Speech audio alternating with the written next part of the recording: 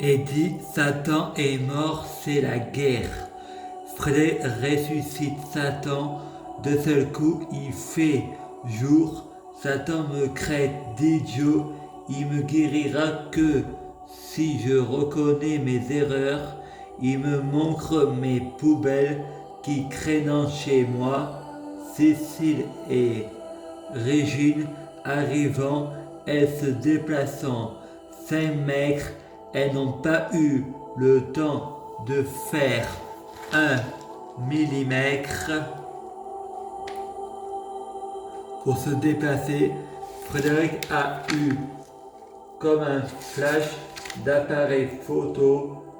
Cécile me dit est-ce que je veux aller à l'hôpital?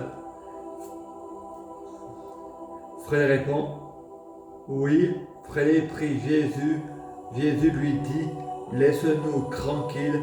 Elle répond puisque je suis Satan, je vais te guérir. Les pompiers me font une prise de sang. J'ai des flashs toute la route, plus des bouffées délirantes toute la route. Frédéric se retrouve en Syrie et répond je reconnais toutes mes erreurs. Le médecin me fait signer un papier.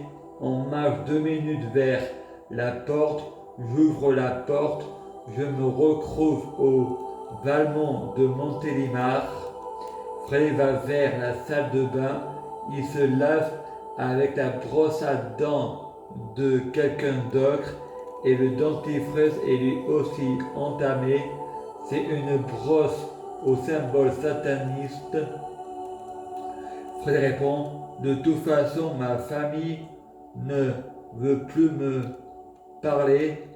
Une seconde après, mon père m'appelle en disant que Valérie Barbier est mort.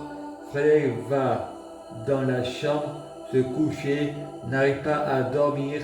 Il voit un autre qui donne un coup de couteau dans l'œil. Mais Frédéric répond à celui qui lit le livre quand ça n'a pas de matière, ça ne peut pas faire de mal. Bernard Mail reçoit un appel de Valérie. Valérie lui dit que Frédéric n'arrive pas à dormir. Frédéric pense c'est quoi ce délire? Il y a des mondes simultanés parce que tu t'appelles comme mon père et celle avec qui tu as parlé se nomme comme ma marraine. Le lendemain, Frédéric enlève la protection de l'arbre. De ce coup, sa marraine revient de l'enfer. Frédéric répond vous vous appelez Valérie? Elle répond non, je m'appelle Karine Fedala. Et moi je réponds on commet tous des péchés. Elle répond oui, on commet tous des péchés.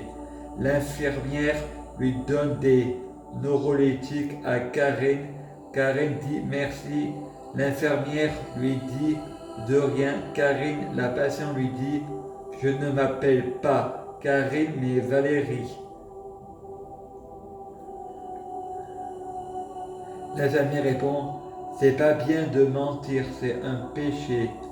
Elle répond on ne commet pas tous des péchés.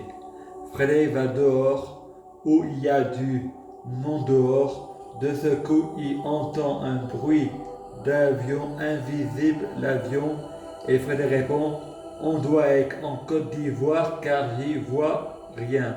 Il voit un petit extraterrestre dans le ciel, comme une peinture, plus une crasse de soucoupe volante, comme celle laissée par les avions dans le ciel, en direction de la Lune.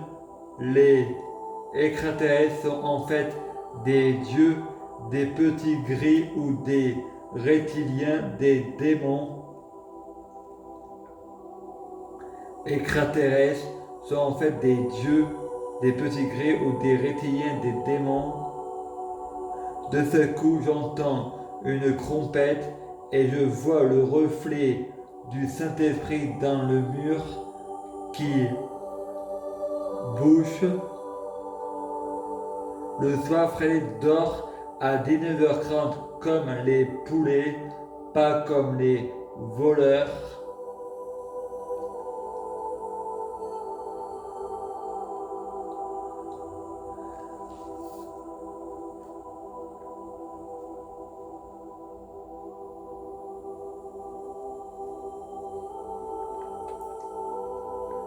Frédéric voit le diable avec un reflet vert sur son mur de sa chambre. Le reflet du diable donne un coup de couteau à quelqu'un ou quelque chose.